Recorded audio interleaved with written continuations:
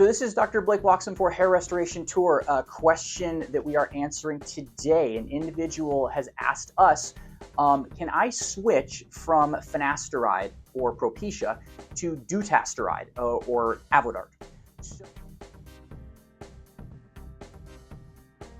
So very good question. These two medications are both known as anti-androgens. They act in a very similar manner.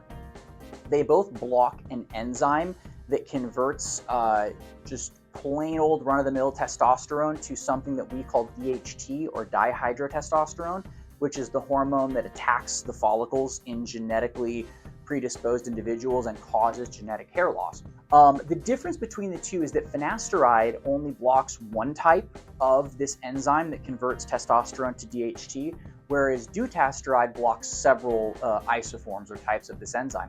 So they're very similar medications. Dutasteride is a little bit stronger on paper. Dutasteride lasts a little bit longer in the system.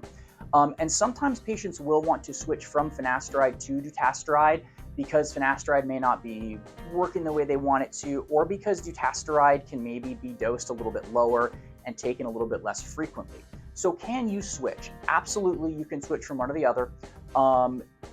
When you switch, there could be, maybe some slight differences. You might experience a little bit of an initial shed when you switch from Finasteride to Dutasteride. You want to watch out for any potential side effects when you switch from Finasteride to Dutasteride, because again, Dutasteride is a little bit stronger. The research shows that there really aren't probably many, increased side effects in Dutasteride versus Finasteride, but it's still something to look out for. It's also not something that you should just do of your own accord. If this is something you're considering, you should go back to the doctor that wrote you the prescription for Finasteride, sort of discuss the pros and cons, and then make that decision from there. But can it be done? Yes, it can.